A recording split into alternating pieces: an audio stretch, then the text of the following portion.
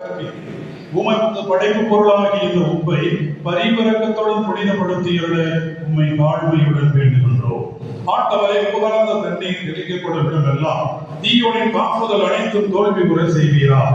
தூய ஆவியார் உடனிருந்து இடையரான எங்களை காத்திருப்பதா ஆண்டவராகிய இயேசு கிறிஸ்து வழியாக மன்றாடுகின்றோம்.